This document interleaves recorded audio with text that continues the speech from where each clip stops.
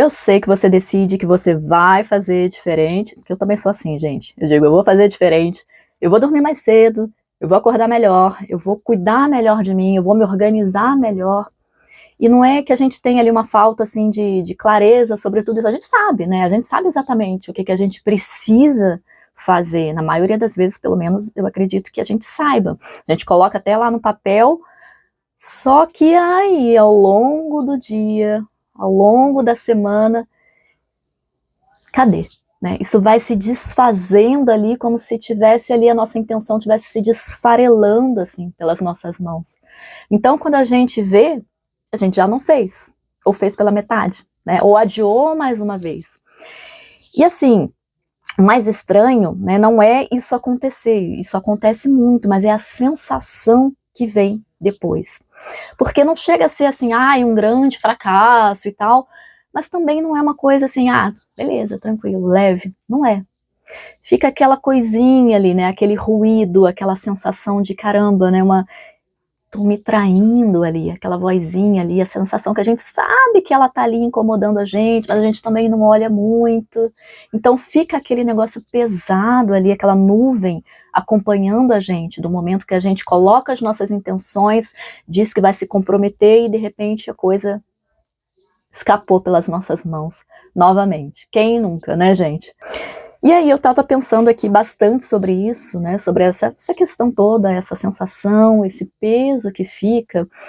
E uma das coisas que eu percebo é que talvez a gente tenha entendido a questão da disciplina de um jeito que não ajuda muito a gente, de um jeito que na verdade até atrapalha.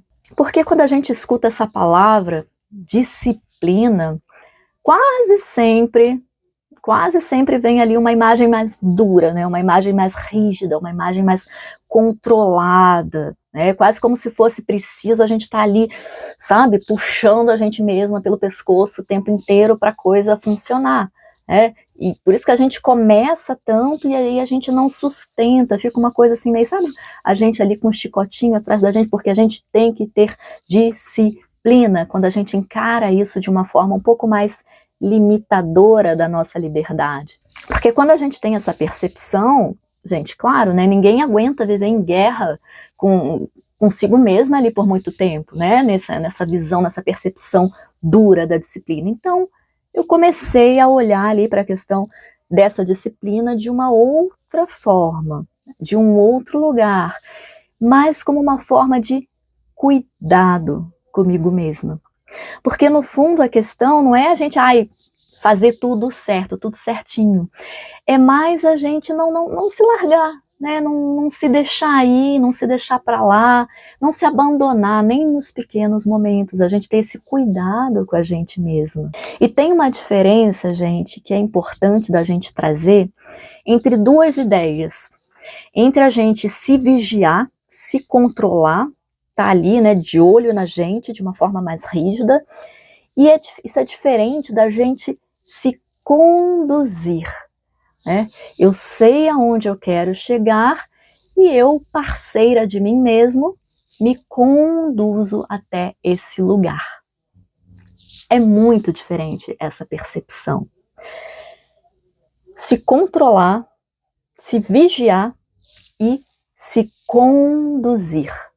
Se vigiar, gente, quando a gente está se vigiando, a gente está ali criando tensão. Né? A gente está se observando ali o tempo inteiro, buscando o erro, buscando o que está errado, né? Tentando não errar com o chicotinho na mão, como eu falei, então é muito exaustivo. Mas se conduzir é muito diferente, tem a ver com direção. Eu tenho uma direção, eu me conecto com essa direção e eu me lembro gentilmente e amorosamente do que importa para mim. Né? E como diz o Ryan Holiday, eu gosto muito dele, ele tem aquele livro Disciplina é Liberdade, mas não é a liberdade de, então eu posso fazer mais, mais e mais, não, é a liberdade da gente não ficar refém do nosso próprio impulso, dos nossos próprios humores, das nossas próprias vontades. A gente não precisa negociar com a gente, ficar negociando com a gente o tempo inteiro. Isso é muito cansativo e eu falo por experiência própria, por alguém que já esteve nesse lugar ali muitas e muitas vezes até eu conseguir internalizar essa diferença de percepção que eu estou trazendo para você hoje. E agora eu queria entrar num assunto que é um pouco mais dolorido, assim, e é dolorido porque é verdade. A gente costuma chamar de procrastinação o que, na verdade, pode ser uma omissão espiritual. Ai, caramba, Letícia, tá pegando pesado. Mas, gente, eu vou explicar, tá? Quando a gente olha pela ótica do Enneagrama, a gente estuda um conceito chamado de narcotização. É muito comum no Enneagrama tipo 9, mas ele, né, todo mundo pode acabar acessando em algum momento. E essa narcotização, ela acontece, assim, sabe aquela, não é muito aquela pessoa preguiçosa ali, que tá deitada, que tá no sofá e tal, pode até ser, mas existe uma narcotização que é perigosa porque a gente não repara que ela tá ali, que é a narcotização ativa. E como é que é essa narcotização ativa que a gente não percebe que ela tá em ação? Por exemplo, sabe aquele dia que você tem ali uma conversa difícil para você ter com alguém, ou um projeto que você precisa começar, né, que demanda de você, e aí quando você tá ali, nossa, eu tenho que fazer isso, eu tenho que fazer isso, de repente você sente ali uma vontade incontrolável de arrumar a gaveta de meia. E você vai arrumar a gaveta de meia, e você vai organizar sua prateleira, e você vai lavar aquela Tupperware que estão lá em cima do armário que você nunca mexe neles. Eu tô exagerando aqui, tá, gente? Mas é só para ilustrar para vocês que essa narcotização ativa não quer dizer que a gente tá parado, sem fazer nada, né, ali no sofá, deitado. Essa narcotização ativa, muitas vezes, ela vem dessa forma. Eu tô me ocupando de 1000 tarefas, eu estou sendo, na verdade, tarefeira, para não olhar para aquilo que eu realmente preciso colocar a mão para produzir, né? Eu estou sendo tarefeira e não produtiva. É quando a gente se distrai com 1000 outras coisas, fazendo muitas outras coisas para não lidar com a única coisa, com a ação certa, aquela que eu preciso encarar. Então é nesse sentido que entra aqui como meio que uma omissão espiritual, essa recusa da gente ocupar o nosso lugar, olhar para aquilo que é importante, que vai levar a gente para uma evolução do nosso espírito, como se a gente estivesse dizendo ali para a gente, nossa, não, eu não aguento ali o peso da minha própria luz, da minha própria capacidade. Eu prefiro o conforto ali do meu caoszinho, do meu pequeno caos aqui, da minha baguncinha. É mais confortável. Quando, na verdade, eu tenho um caminho de evolução para o meu espírito e eu não estou encarando ele. Eu tenho um livrinho, gente, pequenininho assim, mas que é muito bacana, do Francisco Fausto. E ele explica que essa preguiça, né, ele chama de tibieza da alma, que é o medo do esforço que o amor com A maiúsculo, que o amor exige da gente. Porque disciplina, no fundo mesmo, ela é um ato de amor próprio, muito intenso. E quando você para de tratar, né, de se tratar ali como figurante, né, da sua história mesmo, e você começa a agir ali como, não, eu conduzo a minha vida, né, isso aí sim você entra num lugar, né, de condução de si mesmo. Eu gosto do livro também do Alan Schlupp, quando ele fala sobre disciplina, e ele fala da constância, né, disciplina com constância. Constância não é a intensidade, né, ali, mas é a continuidade, aquela coisa que você roda ali, né, com continuidade. A disciplina não é para você ali chegar a algum lugar no futuro, né? Ela é muito mais para você cumprir a sua missão, você parar de se sentir uma impostora dentro da sua própria vida, nesse momento do aqui e do agora, né? Você se compromete com aquela pequena gota que você vai colocar no seu copo, que você sabe, se você se comprometer com aquela gotinha naquele dia, você vai ter um copo cheio lá na frente. Inevitavelmente. Mas se eu pensar, é só uma gotinha, amanhã eu coloco. É só uma gotinha, não vai fazer diferença.